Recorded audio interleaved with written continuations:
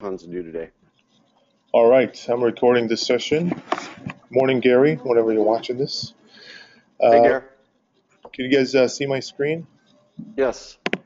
All right, so just maybe a quick look at the site director dashboard that's now up.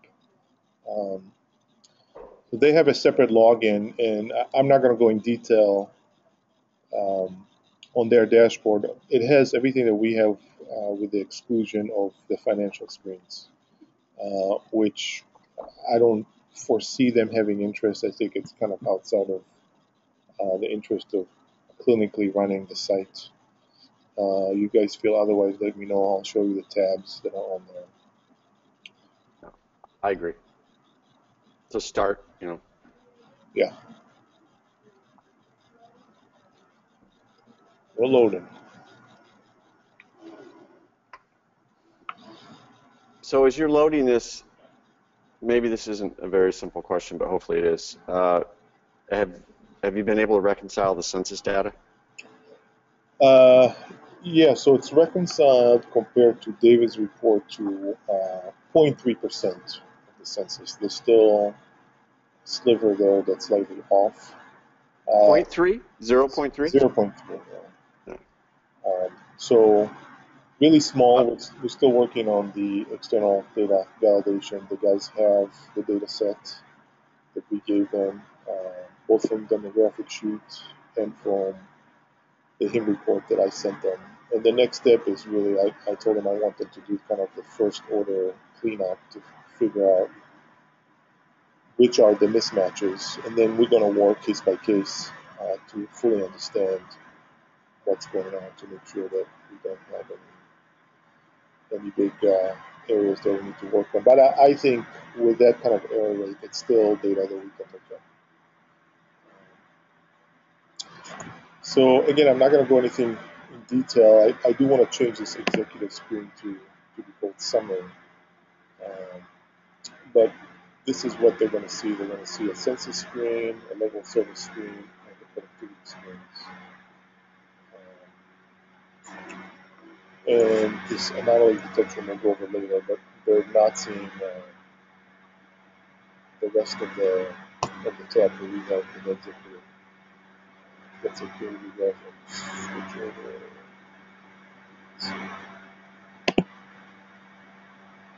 Switch over to the executive.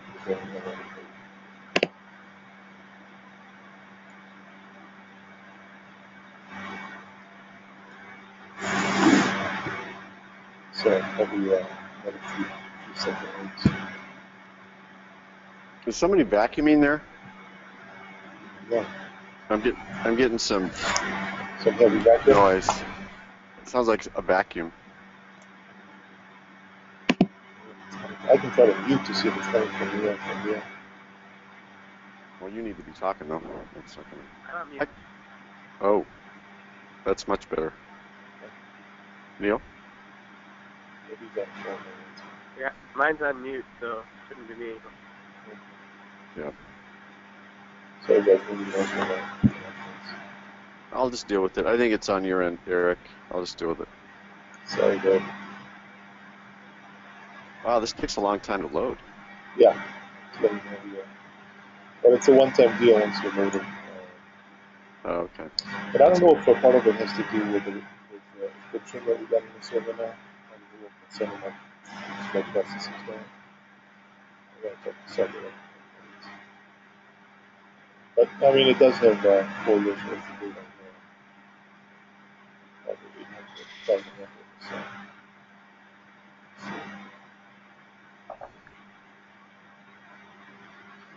All right.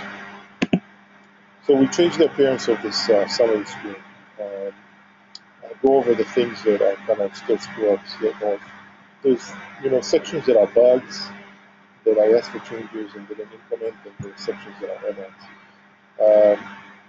We're still dealing with everything here is year-to-date charges. I want the change to either have an arrow next to it that's color-coded up, down, so it's easier to see if we're up and down on visits or charges um, compared to previous year-to-date. High acuity CPT should be accurate now. This is where we are, 70%. That's level 4 or 5 critical care. Here in the summary, what I told them to do is actually exclude 1 and 2 and just have 3, 4, 5 object critical. So that's the missing change. Right. That I'm going to work on. You have a quick site summary. Total charges year to date. Is it a positive or a negative change compared to previous? Census ballpark payments.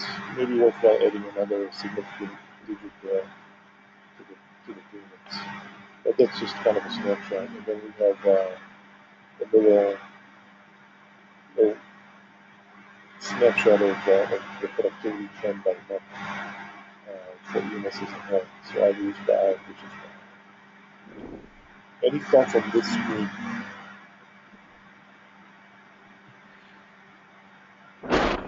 You said the level of service is going to be 3, 4, 5 instead of 1, 2? Correct. 3, 4, 5 ops critical. And critical care. Okay. The total charge doesn't really do anything for me. Okay. Either, break that up by month or quarter, or the other thought I had was maybe if you're going to report that, report collections with it to see what sort of percent of charges, we're collecting. The question for me, I mean, we have all that data in there on the subsequent tabs. I think the question for me with this screen is, what do you want to see on a single screen that's going to give you a good snapshot of how the corporation is doing? And obviously, it's not going to have the full level of detail. That's why we have the extra tabs. But to kind of get a finger on the pulse. Right. Do we really want to substitute that square for a trend line? I think that's fine. I just don't know where that happy medium is between stuffing too much information in the summary screen versus, okay, I'm giving you some information and I'm sending you to another tab. And I'm not thinking, I don't have my EMS head on. It's my Consensio head thinking about other clients. How do we structure this? I just don't, and I've got my EMS hat on, and I don't, that doesn't mean anything to me as someone who looks at this stuff regularly. I have no basis, I don't have a feel for our total charges. Maybe Neil has a different feel. So, I mean, obviously you've got the breakdown by site to support this. Although, does that add up? I don't know if that even adds up. I don't think that adds up. But oh, you do have payments there. So you have collections under site summary. I just noticed that. But that doesn't look. I mean, it looks like a huge round off. I don't know. I guess, what would I rather see other than total charge? I guess just trending. Just sort of trend. It's year to date compared to last year to date? Yes. Right. So we're up 23% total charges year to date over last year? That's what it shows. Let's go over in detail. When do we adjust our fee schedule? 2014 sometime. Yeah. April? So that was April of last. So that would explain. That would explain that, yeah. Okay. Neil, any thoughts about that? That's fine, Eric. 5, 6, 7, 25, 52. It still doesn't add up, Eric. Not all the sites there. We don't have the heart hospital. Outpatient center. Yeah, the outpatient center. Outpatient center, heart hospital. I think they're just doing top 5 as far as. I see. Okay. Well, the outpatient center should be in the top 5, not OBS. Yeah. That's true. Should we order that as far as in order of total charge, probably? Yeah. I mean, we only have 6 sites, so. Well, you can list all of them. Oh, we have the heart hospital too, I guess. Yeah. All right. We so can this work is on that. those are my only thoughts. Neil, any thoughts on this initial screen?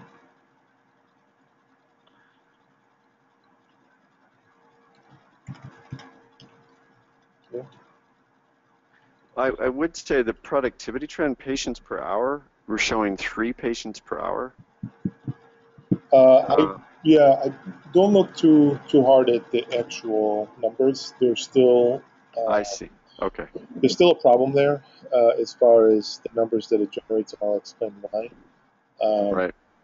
Just focus on, do you want to see this as a trend line? The issues there is that as of today, we're probably still double assigning charts to both the PA and the doc. I see.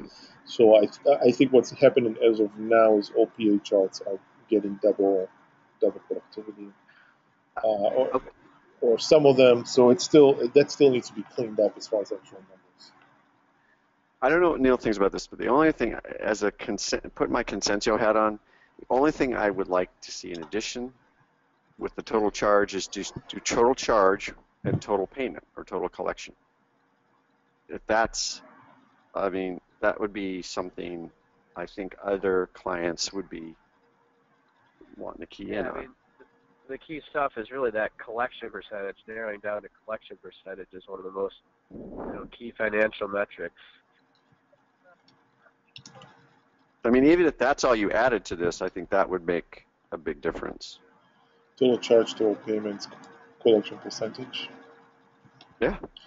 Yeah, you'd need to pick a period that you want to look at because, given the maturity of the AR, obviously, if you look at last quarter, I don't know what you can tell us. It's an elegant way of presenting it. I like the 6 boxes, but each box should tell a different story. And it should be helpful, and each box should be impactful on its own.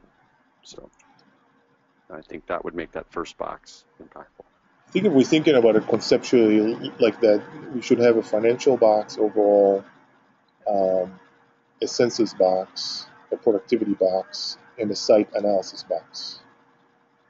And one other thing I would do is flip the level of service and site summary.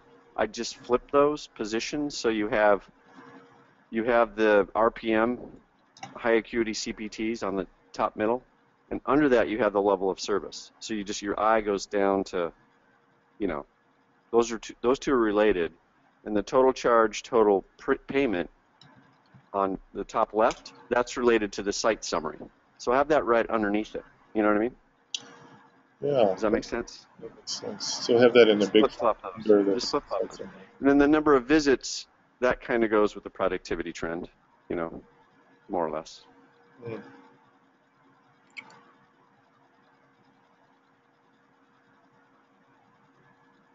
Okay, I'll think about it a bit more. There's a few ways we can play with this. All right, let's move on to the next screen. I'm going to jump around a little bit. I'm going to take you to the level of service next. This is a screen right now that has the most kind of filters and tweaks. It has a new filter that we talked about for current provider, and if you see that on the left and right side of the screen. So this software links to our EMS directory on ShareLink directly, and every time Colleen updates the file, this knows to remove or add the current provider, so that cleans up the search a little bit. So if we look at the green is kind of the benchmark that you want to compare the doc to, and here on the blue side is the doc that you want to compare to the benchmark. So right now I have things kind of pre-selected already. I'm benchmarking to docs only. I'm here on the benchmark. I'm including all the providers because that contributes to the benchmark. There's no sense excluding them.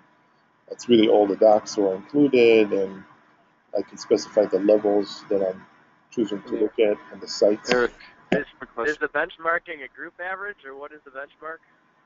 It is the group average for those people that you're selecting. So For example, I can select only Andy as the benchmark that I'm comparing myself to. But when I select all, it's really all the docs working all the clinical sites for the particular quarters that I'm selecting. Is that roster current or I didn't go over providers? one by one to make sure that we don't have anybody there who shouldn't be there, but to me it looks a lot cleaner than what we used to. What is that EMS? EMS is kind of a temporary tag for people that consist within the sign and provider for it. It's fairly small. And the other We should get a total.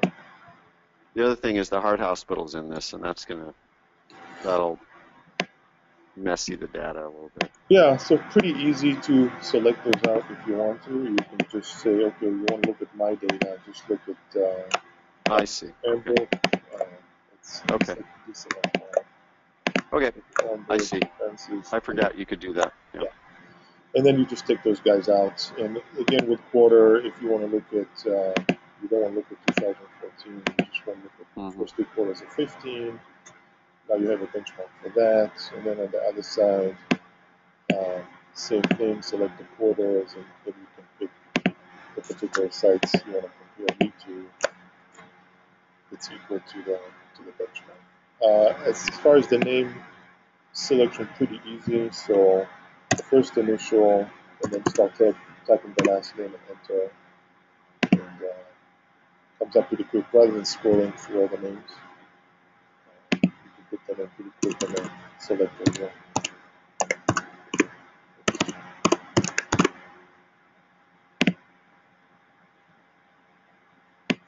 Thoughts about this? Looks good.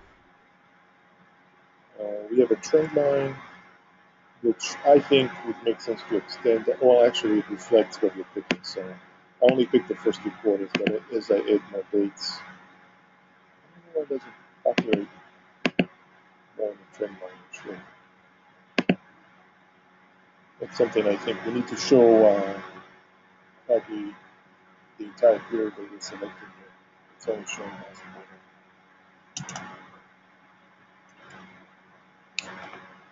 Do you have any thoughts about this thing?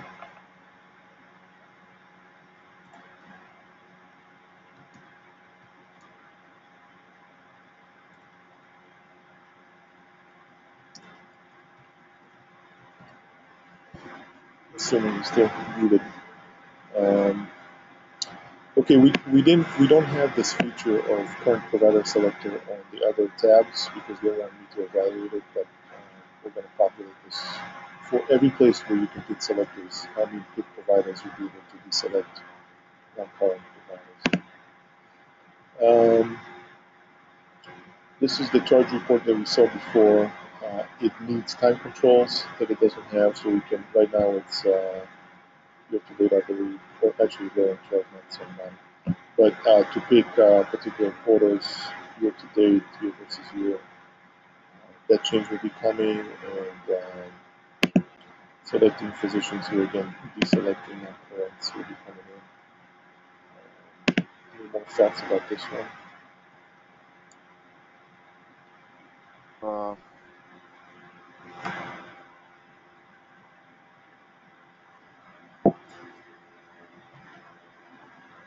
Again, this is more impactful per hour. I'm sorry, per hour. So. Yeah, which you do have. All this is reflecting is hours worked, really. I mean, obviously. Right, the size of a bar reflects, obviously a combination of total hours worked, which is the most highly significant attributor, plus,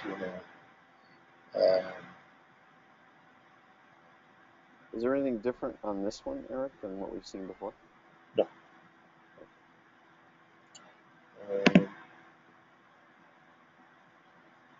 Here, I'm just going to tell you guys that they still need to combine legacy payer names with new ones. So you guys see commercial here and com here. It's really the same thing. They didn't really combine those yet. So you can see a discontinuity in the graph. COMM That's 2015 data. This is legacy data. Both you get kind of get all the information. So those will be combined. It obviously makes a lot more sense. Plus adding time controls to this. This will look a lot less messy when we have a limited number of pairs with continuous graphs. You won't get all this junk text there. See time trends. So that you can monitor the trends by payer type over time to see if they're trending in a wrong direction. Hopefully that helps us cue in when we need to do something on that side of things. Yeah, you can see the trends here. The write-off. This is for Anthem. Payment, patient payments, the monthly charges total. Here I asked, for the total, I asked for some more significant digits.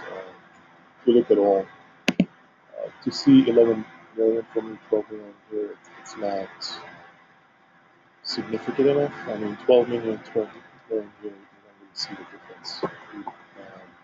I think just playing 12.1 or 12.2.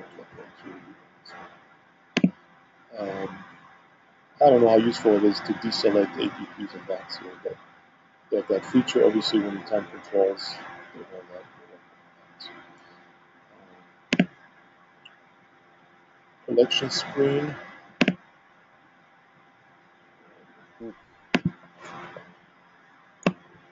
Selecting all. Again, I think part of what we're seeing is it's kind of obvious trends, just like we noted in the previous screen for, oh, we know Larry is going to be a high bar because he does a lot of hours. Well, we know that Medicaid charges are going to be in red because they're low. That's not terribly surprising, but once you pick, one of them, let's see what actually that's looking at particular sites. Course collection rate year versus year.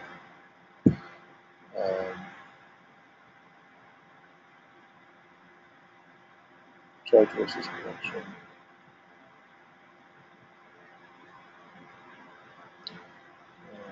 Here it has the quarterly time controls. So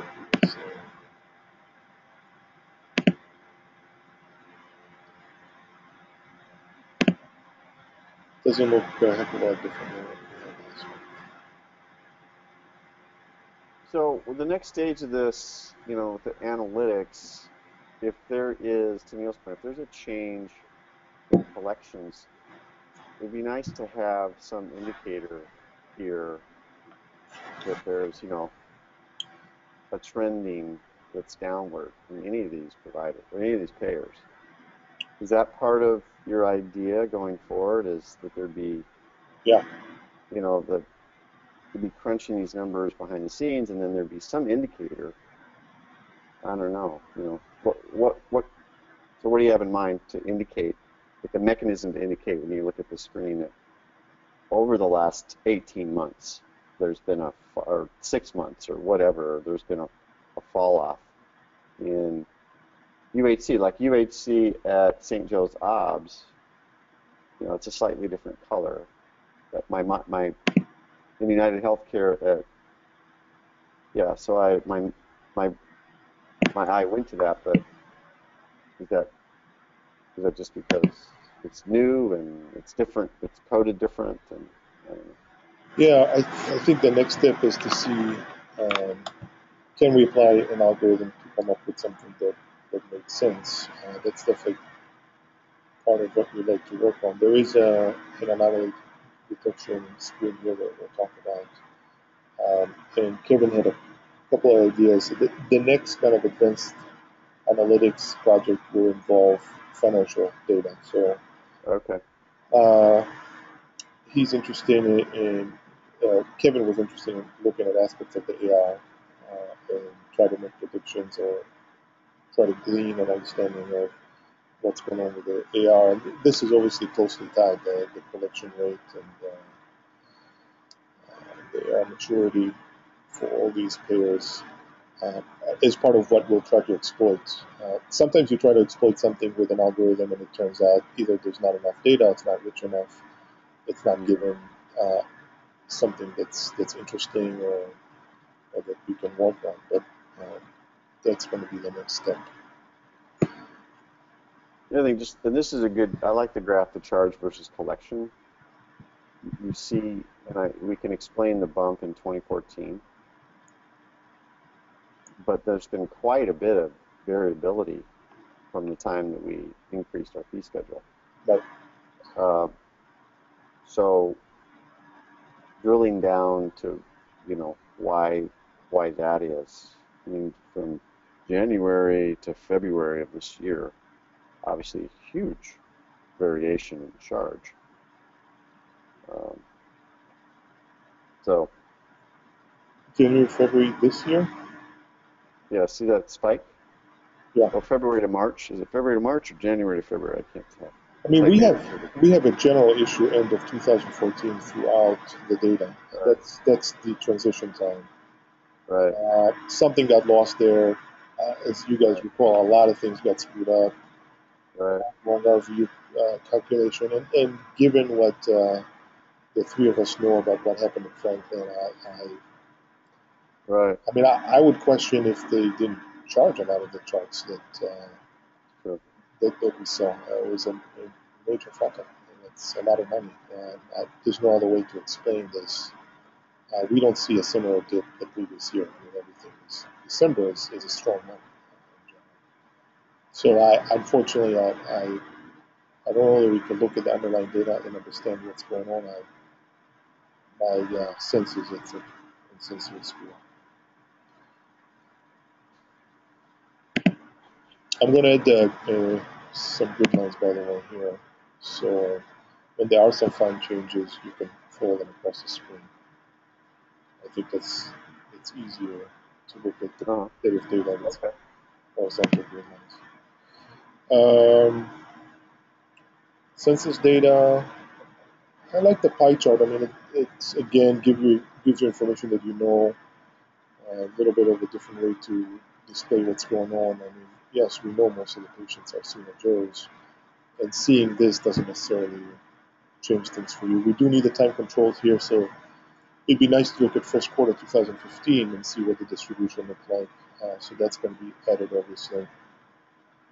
Total visit counts. No, I mean, I don't. These bar charts, if once you hover on top of them, you get the actual number. So if you're curious about what exactly is going on, that's what that is. Visit trends by sites. We have some legacy sites there. Obviously, if you want to focus on particular clinical sites, that's where you are. Kind of an exaggerated graph here because it takes the minimum to the maximum. I think it makes it a little easier to follow the month-to-month trends. Yeah, Yes, I agree.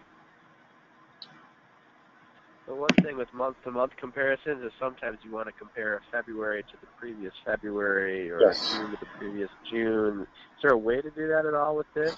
Right. So the way to do it is to add the time controls, which will be added to every tab. So you'll be able to select, okay, I want to look at 2 years of data, or I want to look at running 12 months, or year to date. So you can go back and compare periods, because right now you have just a running 12 month. So that will be added. That's part of what they know they need to work on. And part of the issue, I want to discuss it at the end of the presentation, is exactly what we do for the time controls. There's 2 different ways that it's done in the presentation, and I want to talk about both ways to see what's going to work best for us. And by the way, if you guys want to look at this to get actual data, obviously it's up, so you can do this. Anomaly detection. Okay, so that's something that's new for this quarter. And what this is trying to do, I don't know if you guys remember the third screen we used to look at with David every month was this horrendous table. It had all the providers on the rows, 80 of us, and then all the charge levels on the columns. So there There was literally 5, 6, 700 numbers there, and we kept staring at that table and kept saying, okay, so what's going on? So who's charging what? And it actually required you to remember the general trend from previous months because it didn't give you a monthly trend. So this is kind of a first step at trying to um, have the machine basically pick up people who have abnormal trends for CPT codes, for high acuity CPT. So it adds level 4 or 5 critical care. It looks at that number over time and tries to figure out, okay, who's different than the overall trend. Now, they already picked those providers. This list here is anonymous. We don't have a deselector for APPs and docs. We need that in there because that's obviously very significant. Let's look at Andrea. So one of the problem that it picks up on, which we need to work on to exclude, is you can see that Andrea looks anomalous because she was probably out for a couple months. So she didn't quote any charts. The computer sees that, sees a drop in. This is actually July, yeah. So this is actually April and so you've selected the normal as Rupa. Mm-hmm. And you can't select an overall normal. The way this works is you have to pick on somebody who's deemed to be within the trend. But the problem is like you try to work on kind of a generic normal, but the problem is it kills all the variations that make looking at this graph interesting. But everybody's not far away. You look at their trends, and you look at yours compared to mine. Look at the blue. Right now, this is yours, Corey. This is mine. You can see that she's anomalous.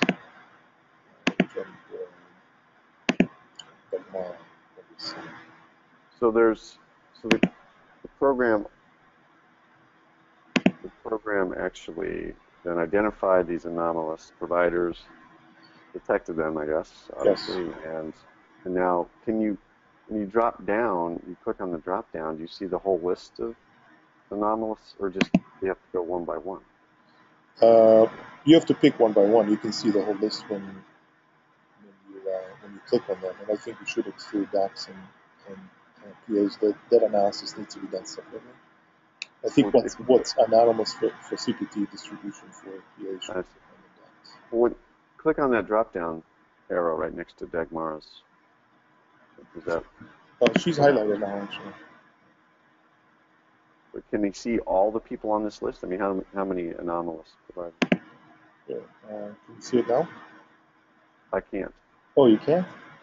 Oh, it's clicked. 1, 2, 3, 4, 5, 6, 7, 8, 9, 10. Oh, I don't see that. Can you see that, Neil? It's weird that that doesn't come up. No, maybe only if you hover over the drop down. I am. It's highlighted on my screen. Yeah, Eric can see it. All right. Well, this is. There's Rich Moran again, probably vacation. So the next step is what they're going to do is for months where a provider was out, we're going to do some data imputation. So basically make a separate analysis of what their level of service distribution would have been like had they been working based on the general trends, and then put that back into the algorithm, because you don't want to spit out basically people were absent. That's silly. That doesn't give you any information. So that's kind of the next step they're going to work on, and then figure out who's anomalous with excluding the fact that they were not allowed. What percent of variation does this triggers the detection of an anomaly? Yeah. So it unfortunately it doesn't really work like that. It's applying an algorithm called random forest. What it does is that it looks at the entire set of high acuity CPT charges over time for all providers. And then what it tries to do is it takes the different features in the data set, like the shift they worked, Oh, a particular month. Is it a new patient? Is it a night shift? And tries to use that as it looks through all the features and then it asks, okay, which one is the feature that can divide this bin up into divide these CPT codes into two bins that are least disordered, meaning it's the best feature to use to distinguish one from another. So you can actually see here on the bottom you have importance by variable. hmm It's hmm not truly variance. It's not statistical variance. It's just an output of this algorithm. You can see that the right, month the provider worked is highly significant for right, predicting whether they're going to have an anomalous or a normal CPT right, right. distribution. So that makes a lot of sense because they're absent. But there are other ones that are shooting up, and this one is no shift info. Okay, so that's significant if you don't know their shift. If they're working an evening shift, that's the third most important thing as far as CPT distribution. Now, we're working next on I want to know if an evening shift is a positive contributor, meaning it increases the high acuity percentage or lowers it. But whichever one it is, it's a highly contributing factor. If you or any provider works a high number of Mm. PM shifts, it is likely going to make them anomalous in the graph. All right, all right. Working at Umbrook, or the percentage of shifts you do at Umbrook, is highly significant. Um, the total number of patients you see is highly significant. So my guess is the more patients you see, the poorer coder you are, the lower your high acuity CPT distribution. Your shift duration, which I think is really interesting, we never really looked at that in our group, is how productive you are and how good a coder you are when you work long shifts. So shift duration is also there. And then there's things on the bottom. I mean, if you do shifts at the heart hospital, things have to be not so important, which to me is a bit surprising. So I think that's something that would be interesting from a development perspective to share with clients. Okay, so what is contributing to the fact that these providers are anonymous? Thoughts about this?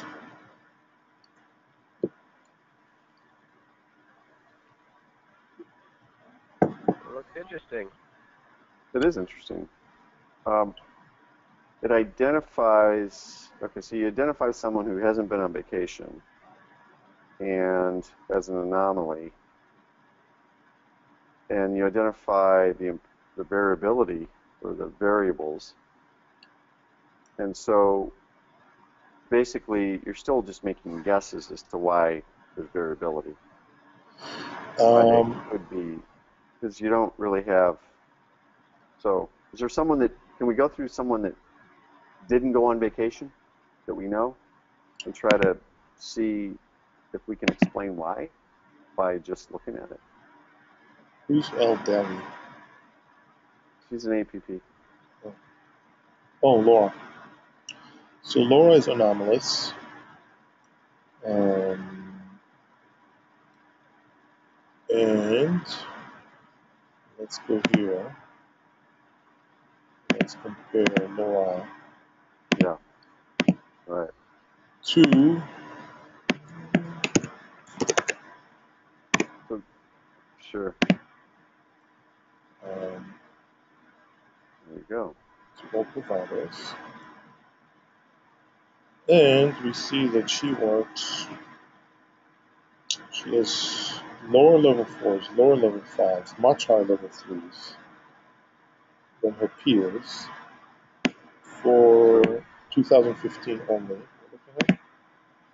Actually, she's slightly higher. Once you exclude 2014 for she's slightly better, but That's still off.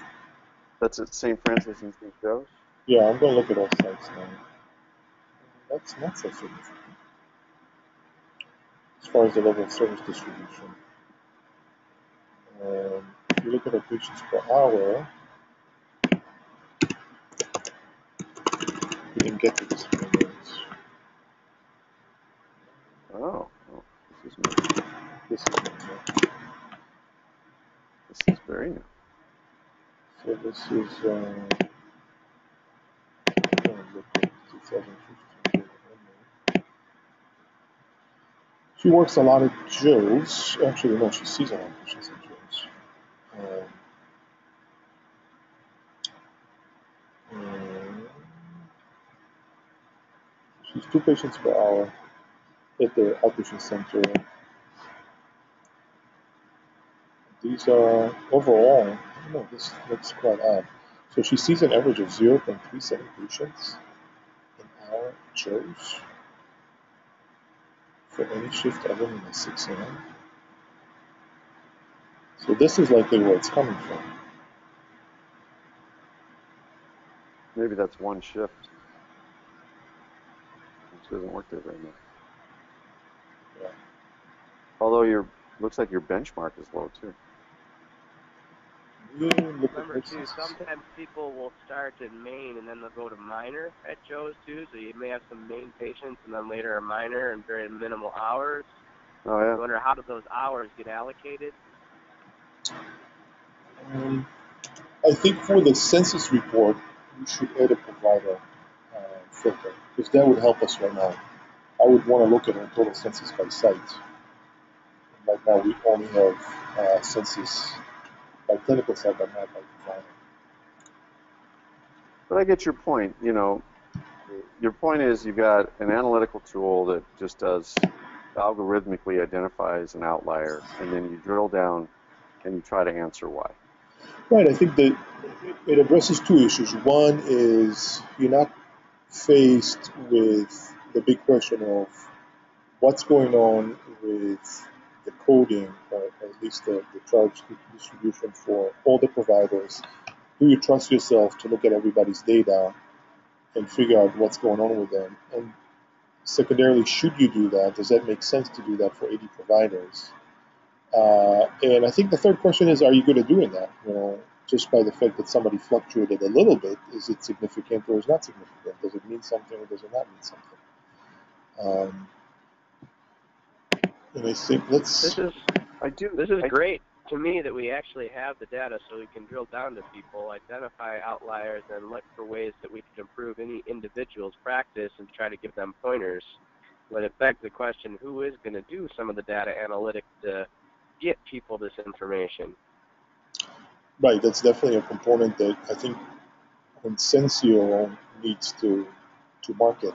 I think, I mean, one piece of what we're selling is the data analytics, and then the next piece we need to sell is the implementation part. Yep. Yeah. I mean, I think go ahead. one challenge of this tool is that there's no way you can select out a comparison group like you can for the productivity data. Mm-hmm. I mean, it'd be really slick if you could compare, apples to apples here, because really you're assuming, that the normal is within a standard deviation. Like the person you select, like Courtbine here, Mm-hmm. you're saying this algorithm has decided Courtbine is within some sort of standard deviations acceptable. Right. To the overall group average. Is that the point? The overall. So this takes into account the overall group average Yes. for all. Okay, I'm starting to get it now. But I mean, this is. Yeah, it is saying he's normal and she's not. Even though his graph looks out of it. If that's the case, it'd almost be easier to just. Again, I'm thinking of selling this to a client to have like the normal, just say the average, rather than selecting an individual. I mean, then you have to explain why you're selecting this individual, and it's an algorithmic selection. You know what I mean? I don't know. Maybe that's just too fine a point, but I think the other option is to kind of hide it completely in the background and have the software, once it detects anomalous people, just launch a screen that has basically a summary of everything that's going on with them compared to so show their level of service, their productivity data, their census, and try to blow that up for those 7 people. You have a selector, and then, okay, let me focus on those 7 people. Yeah. Let me look at what's going on with them. Because I keep going back to the, well, is that person that we're selecting as normal, you know, is Is that that a real fair normal? comparison? Yeah. Yeah, they had an objection to giving us a mean trend line here from a data science background that I honestly didn't get. They said it wouldn't work to try to get, instead of doing select normal, just to have a mean trend line for the group. Because if you have all these variables that are involved in this algorithm and you're Yeah. showing the variability, then it shouldn't matter, you know, to throw up a blue line. Or maybe it's just they don't have that. Maybe the blue line doesn't exist as an average. Oh, Maybe you have to select it. it for sure does. We know that because when you look at the level of service, you know you can extract it for the entire. Oh, group. right. But maybe this algorithm, though, Eric, it has to be by provider. I don't know. Maybe that's why they were. You know what I mean? Yeah, The algorithm. I'll need But to ask them again to see if that's doable. maybe there's a third line. If they could throw a third line on there, just graph from the other data source, Yeah, the average I think what would be interesting by is, month. if it does detect anomaly and we can't get to this concentrated screen that has all the differences, there's some things here that are still kind of outside of the scope of the regular data that we look Uh, at that I think it's interesting to know. So, right, I mean, I right. think for me to know that the percentage of output shift that you're doing is highly significant for CP code percentage is interesting, and I don't know that I would pick up on that by just looking at a screen. I do think we need to output these variables by the level of importance so they can give you a guide of what you should look at. So Yep. maybe with clinical providers who work at Elmbrook and they're anomalous, then you can say, well, okay, well let's look at what's going on at that particular site as far as the level of service distribution Right. and the productivity. There's still some uh, there's still something I think that's interesting and worth displaying with this importance of the variable graph. But this is kind of I don't know, core first step at advanced analytics. So it's nice. It's machine driven and it's given us information we didn't have before. And I think what I'm trying to drive with the team over there all the time is, okay, that's great. We have all the stuff. What's next? What I really want is business intelligence, not business data. So show me how we get from this to implementation of changes that are going to lead to increased revenue. That's always what I'm trying to push for. Right. Um, these are the two new productivity screens. Let's see. So you saw this time selector before. So this works differently than the ones with the quarters. You basically pick your start date, and you pick your end date, and then it displays an appropriate graph.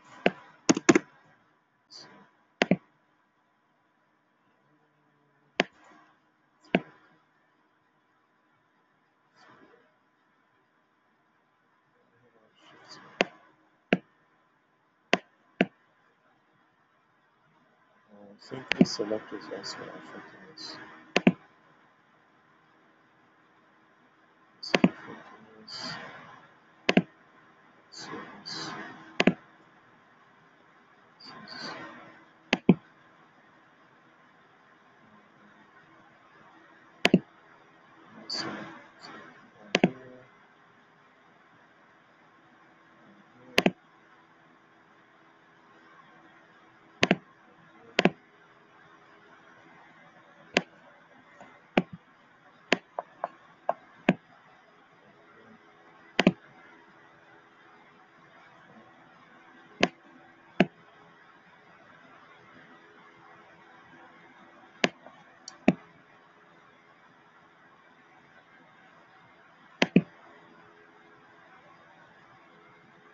So this is everybody's productivity issues per hour.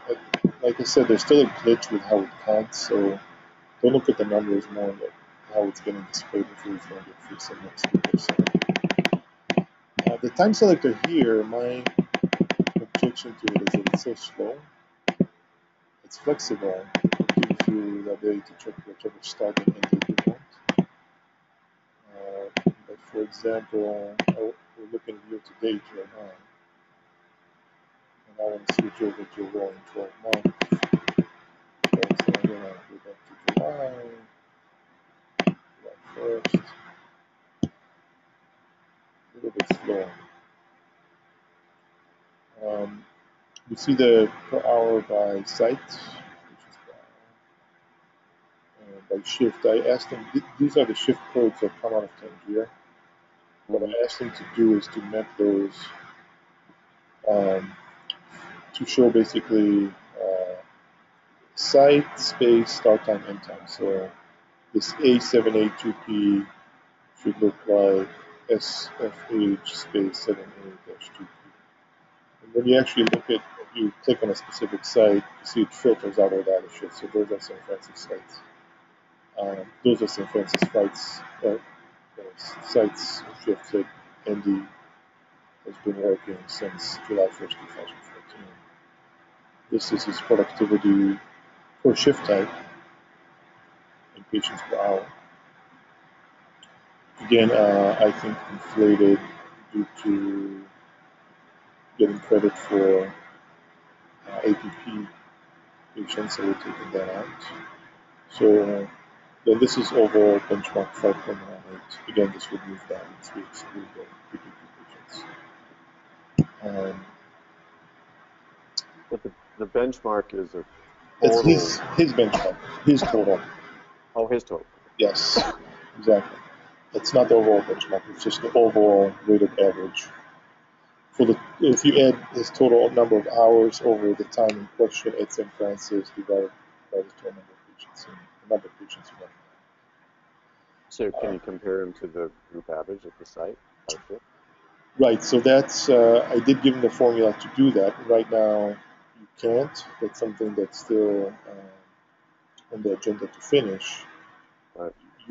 What you could do is, for example, you could look at 7 a.m. to 2 p.m. for Andy over the period in question, and then only docs do this shift, so you're safe as far as comparing him to other people. What's his average here?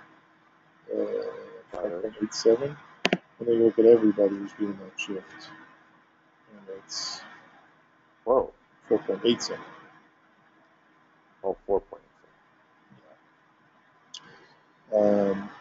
But what we want to get to is what I've asked them to do is I give them a formula to basically do a weighted average. So what it's going to do for example, for Andy for this rolling 12-month period, it's going to look at the total number of hours Andy spent working the 7 8 to 2 shift at St. Francis for that period in question. It's going to calculate his patients per hour for that particular shift at that particular site for that particular time period. Then it's going to do the same thing for all physicians. So all physicians who have worked St. Francis from 7 8 to 2 p.m. in the last 12 months will have a patient average as well. We're going to do this for every one of his shifts. And basically the next step is, as a percentage of his time, let's say Andy spends 10% of his total time with EMS doing that particular shift. We're going to take 10% of the overall benchmark, and we're going to add that to all the other shifts. So we're going to take a weighted benchmark based on his shift distribution. So if he works very few nights, for example, then we're going to take very few nights from the overall benchmark of all the docs who are doing the night shift at Francis. Right. Does that make sense? The idea is to get down to a single number that you can compare a provider to everybody else that is fair, that makes sense, that basically includes their shift distribution, so nobody can come back and say, hey, listen, my numbers are low because I work nights, or I work Elmbrook, or I work this, or I work that. Right. Good. And I would like them to add a standard distribution also, so we can have basically a band of normal and see who's outside of that. So that includes, that's by provider, so you're going to have one number that includes all the sites they work in all the shifts at all the sites? Or do you have to go by site? No, you don't have to go by site. Once this is done, you can look at a provider and a time period, and it's going to include all Beautiful. shifts and all times. That's elegant. And so, can you do that with RVU as well?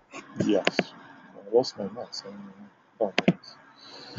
Oh, so you have the benchmark here. My other issue is the trend line. To look at day-to-day trends for a provider or even the entire group, I think is meaningless. Right. What I would like to see here is basically monthly ticks instead of daily ticks Oh yeah. on the bottom. And I told them if the period is greater than 24 months, I want to see quarterly ticks. Right. To me, that makes a lot more sense.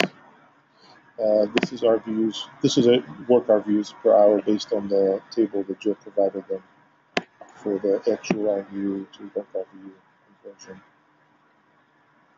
Same kind of idea. Yep. Group as a whole. And again, I think from an employee evaluation perspective, this gives you kind of an ability to do quick snapshots if you want to do print screens or export to PDF, and then quickly build a file for you to sit down with somebody and talk to them about how they're practicing. We're going to have the same thing here. The same system for computing benchmark will be used here. And what I've asked them also is that once we change this trend line, I want to see a benchmark trend line and a provider trend line, so we see how they change over time. Yeah, but we do need to fix the numbers, kind of ignore the numbers, just look at the overall. Right. So my next question is about time selection. I think that the major things that we look at is year-to-date, fiscal year, rolling 12 months, maybe look at particular quarters. Ideally, in all these tabs, what I've asked them to be able to get to the point is basically radio buttons. So I want to see something that looks like this. Mm-hmm. But instead of having the years, I wanted to have basically a series of selections where if you click one, the other ones get disabled. Where I click Y to D, and it just, bam, does it. I click rolling 12 months, bam, does it. I click fiscal year, it does it, and then compares last fiscal year to the one previous. And then after that, I want a custom selection. So if I click custom, then I can go to something that looks like this, where I can, okay, well, I want to look at August this year compared to August of last year, or something like this, where I can be as picky as possible. But I think for 95% of what we do is quick snapshots based on predetermined periods that we all are interested in. Thoughts about that? That would be nice. This is good. I mean, this is really good.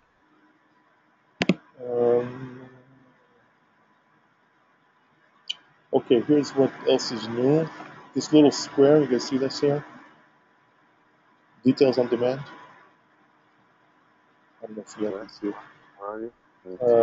I don't know why it doesn't highlight the pop-ups. There's, if you see on the top screen right after the tabs, there's like a Tweeterbird, Yep. a filter, and then there's a square. Mm-hmm. Yep. I clicked on it.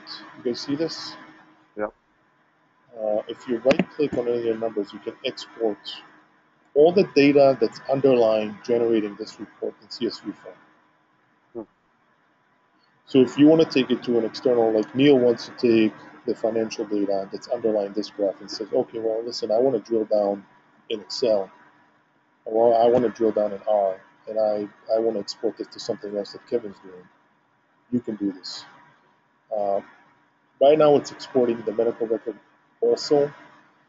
Given that I'm working in parallel on the whole HIPAA issue, exporting this the way it is to Neil's personal laptop for analysis is basically a gross violation of our agreement with the Horton when that happens. It's basically going to be a no-no. You can't export 800,000 medical record numbers, which are identifiers, and analyze them. Now, the question that I don't have an answer to, I think we're fine with, if they create dummy medical records for the export, where it's basically a real number, and you have sex, age, and the relevant data. To me, that doesn't look identifiable at all. If you have the gender and the age, I don't think you can extrapolate anything significant from it. You have the visit date also. You have the site. I don't know. It's a question mark. I think ideally, I would like people to export this to the server, and that's an internal question we're going to answer from a safety security standpoint. We want people doing this analysis exclusively on the server, which, by the way, runs Excel and runs whatever else you want to run. Are we not going to allow for local machine downloads? Again, I think these are the files that are very high risk. I think for somebody to get a hold of the file that Kevin sends, once in a while with chart completions and has like 10 names, that from a perspective of exposure, financial exposure, it's limited. But this thing is very high risk. So we have the capability for people who want to analyze, but I have to go back to executive to see if we want to take the risk. My preference would be export anything you want to the server anytime you want and analyze it locally on the server, which we all have login for. That makes sense. Neil does a lot of this stuff, so you have any thoughts on that, Neil? I wouldn't have any issue with that. The reason you couldn't work with it on the server. Okay. Yeah, if you work with it on the server, then no problem. Everything's encrypted, everything's locally backed up, and then you're done analyzing data, delete the source, and you're done. So this exports pretty large files, and it's nice. You want to look at the charge report. You picked a particular period right now, going 12 months, and it has this export feature. Basically, lets you download everything that's there, so you can do an independent analysis. I think that's all I got for now. Eric, this is good stuff, man. Now you're going to be gone for 2 weeks, starting Friday, right? Yep. So we're not having an executive committee meeting, but it would be, I think, nice to see the data for year-to-date this month. Do you think that's possible after you get back? Do you think they're going to have this cleaned up so that we can at least, like Neil and I, can look at this on the server? This has, my understanding has July data. So the census numbers I trust, the charge report, the payer report. I wouldn't look at the productivity patients per hour, reviews per hour right now and sit physicians down and talk to them. But all the other screens are wide open for you guys. Use your login, go through the numbers. So it's live. So you're trusting the data right now. Yeah. For everything other than productivity. So, all right. So Neil, you and I will need to figure out how we're going to look at this. So, and the easiest way to access this, is this something? So then we could access right away. We just need to know the address or the link to get there. Yeah, you sent us the link, but I don't sent you the links. I'll resend you the links. It's basically a URL that takes you to a login screen. You put in executive committee with the executive committee password. Let's see what that is. Okay. I'll send it to you guys. It's not interesting for you guys to look at these posts right now, but I'll just resend it so you have it. Yeah, I think once we're comfortable with that, I think we can share with the site directors maybe another month. Yeah. There's a bunch of deliverables for this month, including the total RVU report. That's the basis of the APP compensation. That's will be delivered end of this month. Again, the key would be they need to sort out this whole. There's a confusing part in how we document and how Consensus Health and SQL captures data. We know about this because multiple providers get involved in a chart, yet it's assigned to a single provider. and they still need to take that down. If it's an APP, it's one APP. It's only the APP, the documented history and physical. If there's a physician in a chart that was documented by an APP, it's not a physician chart, it's an APP chart. They need to sort all that out. Once that's all done, the productivity numbers will look good. Now, I know that historically we looked at charges per hour, we looked at charges per hour as well. I don't know how useful that is. I think it's a close corollary to RVUs per hour. It just depends on the RVU tables that we use for charges. I don't see any added utility there as far as looking at productivity. Thoughts about that? And we don't have RVU per patients as well for providers, which it's really a combination of patients per hour and RVUs per hour, right? So the RVUs per hour divided by the hours per patient is the RVUs per patient. But the value is we now have it by site, so we can sort of control for all these different variables to get sort of meaningful information. So I can't wait to drill down a little bit and look at some of the outliers and sort of watch trends over time. Okay. Yeah, let me know if we think we need RVUs per patient as well. We can do that. I think if we get to more than 2 productivity screens, what I'd like to see is just a productivity tab and then a selector for what is it you want to look at, patients per hour, RVUs per hour. But by the way, when you guys play with this, if you select a specific date, let's see, we switched over to a different start date. This is going to populate in the other screen for productivity, so we don't need to switch back and forth. If you look at a certain provider and with a certain time, and you look at their patients per hour, kind of get a snapshot of that, you can immediately switch over to RVUs per hour without needing to play with the time slider.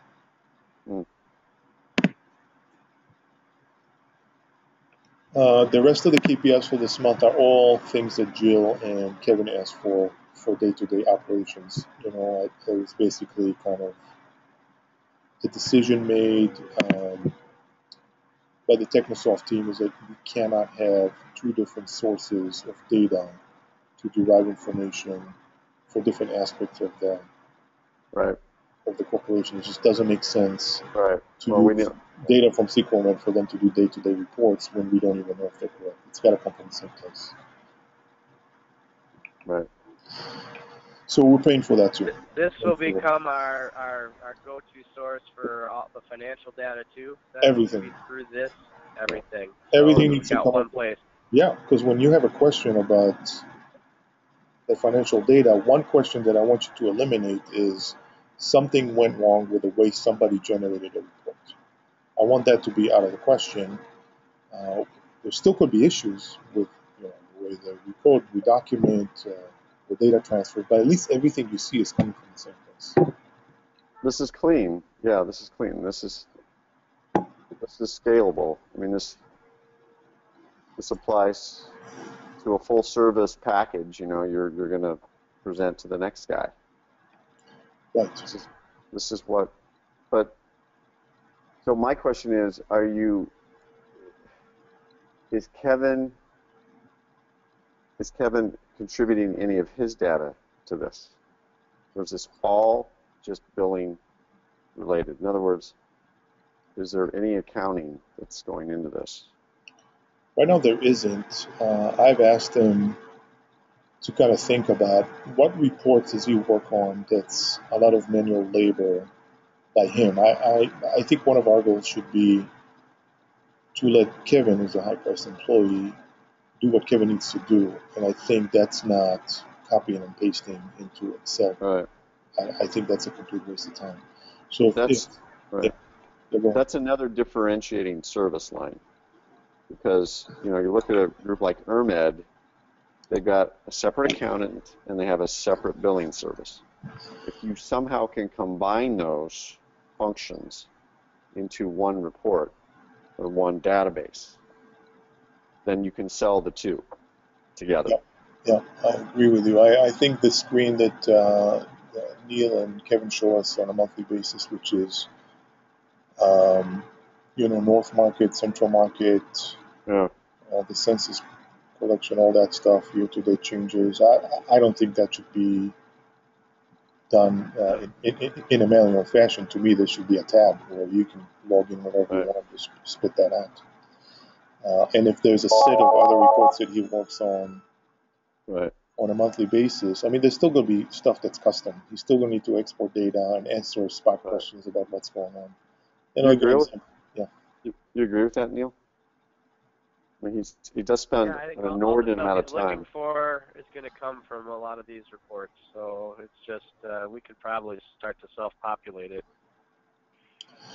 You know, my goal Automatically. for, I'm sorry, my goal for next month was really to focus on the clinical Mm-hmm.